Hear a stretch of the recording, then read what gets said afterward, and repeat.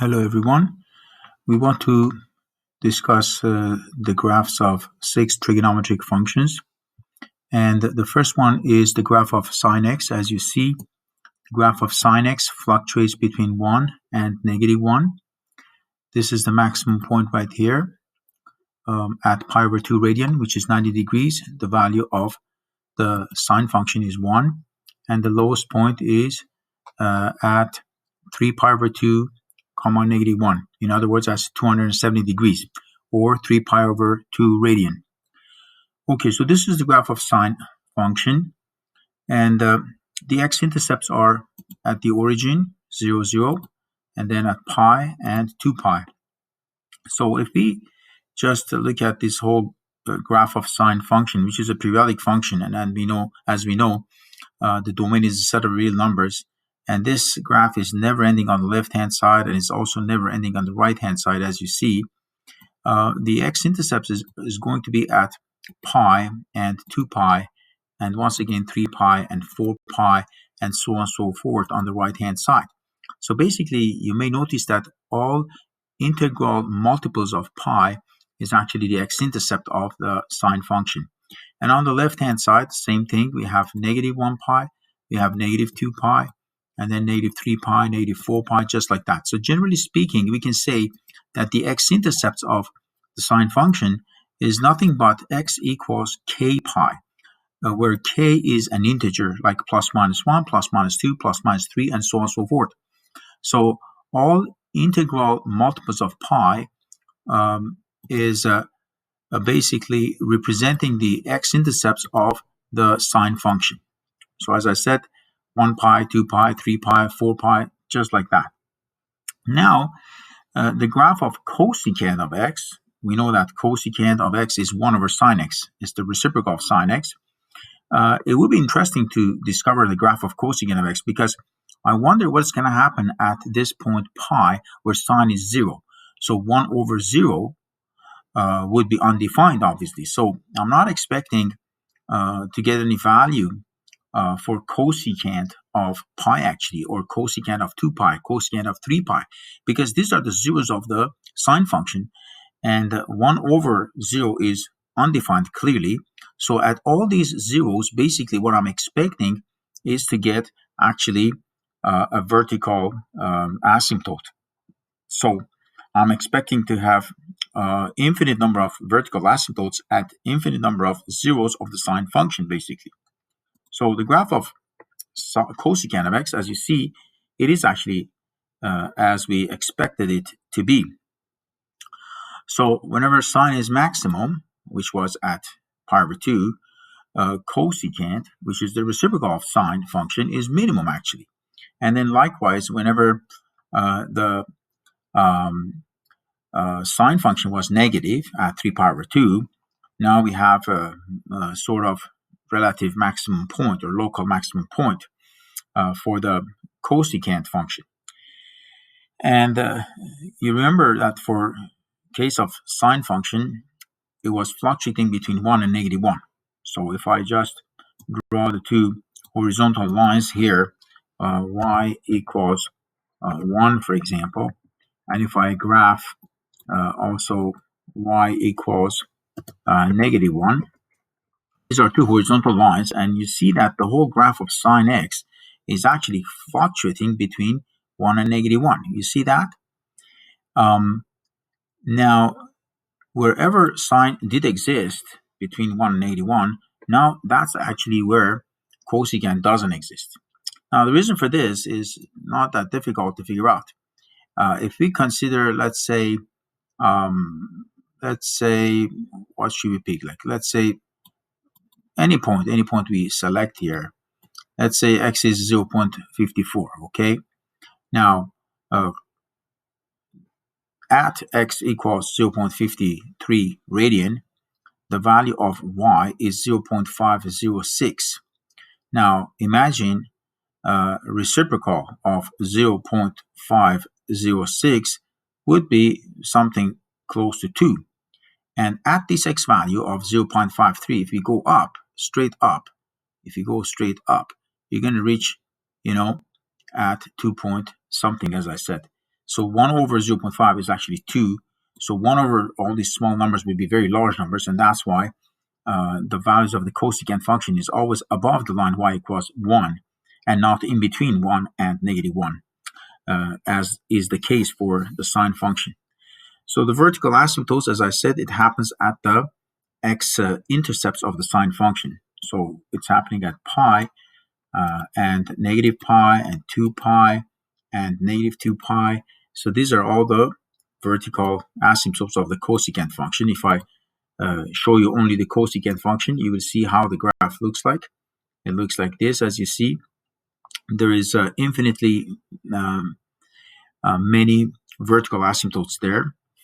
And as I said, these are happening at the zeros of the function sine x. That is at 0, at pi, at 2 pi, negative 2 pi, and so on and so forth. So this is the graph of cosecant of x with all its vertical asymptotes. If somebody asks what is the x-intercept of the cosecant function, we're going to say, well, cosecant function does not intersect the x-axis. Clearly, you see it here. So there is no x-intercept for cosecant function. If they say, what is the y-intercept? Well, we're going to say, well, let's see what's happening. The y-axis is actually playing the role of the vertical asymptote. So the graph of cosecant of x becomes extremely close to the y-axis, but it never touches it because it's a vertical asymptote at the end of the day. That means that we don't even have a y-intercept. So cosecant function does not have an x-intercept, does not have a y-intercept. So it's interesting to learn about these things. But sine function had an x-intercept at 0, also at plus minus pi, also at plus minus 2 pi, and so on and so forth. And the y-intercept was also 0. But now we see that the reciprocal of sine function, cosecant, does not even have any x-intercepts or any y-intercept at all. Instead, it has vertical asymptotes. Okay, so the same story is also true for cosine of x and secant of x, which is the reciprocal of cosine. So if we draw the graph of cosine of x, we see that it is starting from the maximum line, y equals 1, and the zeros this time, the zeros of the cosine function are different. The first x-intercept happens at pi over 2, the second one is at 3 pi over 2, next one is 5 pi over 2, on the left we have negative 1 pi over 2, negative 3 pi over 2. So you see that the x-intercepts are different from the sine function. So obviously, because the zeros of this cosine function are at 1 pi over 2, 3 pi over 2, 5 pi over 2, and 7 pi over 2, and so on and so forth, you may notice that these are all odd multiples of pi over 2, 1, 3, 5, 7, needless to say. So at all these odd multiples of pi over 2, we are expecting that the graph of secant of x have a vertical asymptote at those points. So we're going to draw the graph of secant of x now, and let's see what is happening. Well, your guess was right. At pi over 2, we do have a vertical asymptote. So I'm going to draw those. So plus minus pi over 2, plus minus 3 pi over 2, those are the vertical asymptotes. And I'm going to erase the ones for the cosecant we did earlier. So now you can see the graph much better. So this is the graph of cosecant of x. I'm sorry, secant of x, which is the reciprocal of cosine of x. And as you see, again, the vertical asymptotes are happening wherever the cosine function was 0. So here at pi over 2, cosine is 0. Therefore, we have a vertical asymptote because 1 divided by 0 is undefined. Here, this is the other 0 of the cosine function, 3 pi over 2. And obviously, x equals 3 pi over 2 would be the equation of the vertical asymptote for the secant function. So the graphs are very similar. The graphs of secant and cosecant are very similar. And we're not surprised for this because the graphs of sine and cosine were also very similar to one another. So that's about the graphs of secant, cosecant, and sine and cosecant. So these are all 4 graphs. sine and cosine. So this is the origin right here. The red one is the sine, blue one is the cosine. And then we have this red and black one, which are the graphs of the reciprocal functions. That is cosecant of x and secant of x, this black one. All right, so now we're going to go after the graph of tangent of x, see how that graph looks like, and what are the properties of that function. And by the way, the secant of x, you might have noticed already that did not have any x-intercept, okay, but it did have actually a y-intercept, so that's interesting. In case of cosecant of x, if you remember, we didn't have any y-intercept for cosecant, but for secant, here we see that there is a y-intercept of 1, and that is because at 0, cosine of 0 is 1. So 1 over 1, or reciprocal of 1, is again 1. So we're not surprised that we do have a y-intercept for the secant function. But that was not the case for cosecant, because for cosecant, it was 1 over sine of 0, and sine of 0 was 0, so 1 over 0 was undefined.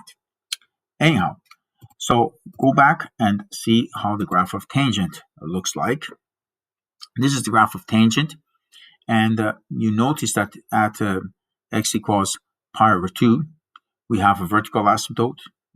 Also at negative pi over 2, also at 3 pi over 2, and also at negative 3 pi over 2, and 5 pi over 2, all odd multiples of pi over 2, just like before. And the reason for this is because tangent of x is actually the ratio of sine x over cos x.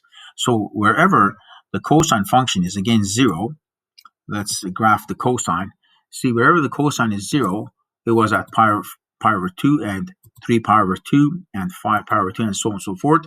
Wherever cosine is 0, then tangent has a vertical asymptote right there, because tangent is defined as the ratio of sine x over cos x. So if cos x is 0, the denominator is 0, tangent function is undefined.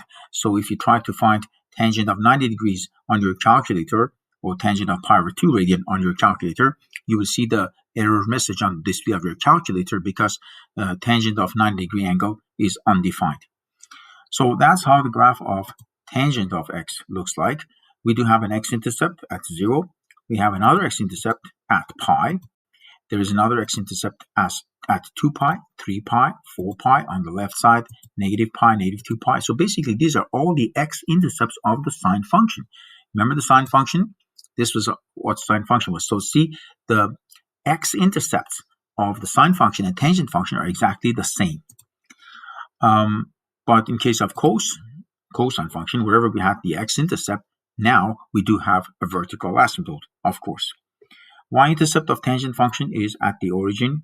It's 0, needless to say. And finally, the graph of cotangent x, which is 1 over tangent of x, because you know that cotangent is defined as the reciprocal of tangent. It looks like this other blue graph. So instead of tangent of x, which stretches from left to right going up, now cotangent is kind of decreasing from left to right. So we can say that a tangent function is always an increasing function. From left to right, it's increasing from negative infinity all the way to positive infinity. But cotangent of x is actually the other way. It is always decreasing, as you clearly see. Now, wherever tangent was 0, we should expect to have vertical asymptotes. So tangent of x was 0 at pi, so we should expect to have a vertical asymptote for the cotangent function at pi. So x equals pi is one vertical asymptote for the cotangent function. Or at 0, when tangent was 0, so 1 over 0, that is a cotangent of 0, would be undefined. So we expect a vertical asymptote with the equation of x equals 0, that is y-axis, for the cotangent function. I think I have drawn, let me see if I have those equations. Yes, I have those equations of the vertical asymptotes for the cotangent function. And let me just turn off these other ones we had for the tangent. And now you can see the graph much more beautiful. So this is how the graph looks like. And the horizontal lines, we don't need them anymore. So we can get rid of those as well. So this is like clear cut scenario. This is like the graph of cotangent of x, as you clearly see, with its vertical asymptotes, which are actually x equals pi, x equals 2 pi, all the x-intercepts of sine function. Wherever sine was 0, that is at 0, at pi, at 2 pi, we do have the vertical asymptotes right now. And don't forget that sine function and tangent function, they both had the same x-intercepts. Okay, so I hope with these explanations you now have an idea about the shape of these functions. Sine and cosine was very clear. We talked about it. Tangent, we learned about it. And cotangent, we also learned about it. Secant, we looked at the graph. It had a y-intercept of 1. Cosecant didn't even have a y-intercept of 1.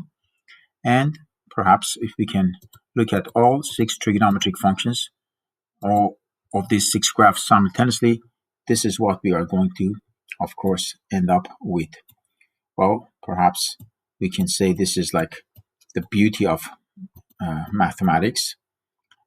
We can see how things are changing. Not only beauty of mathematics, I should say beauty of technology as well. And of course, back to the origin where we started, right there. Okay, so thank you for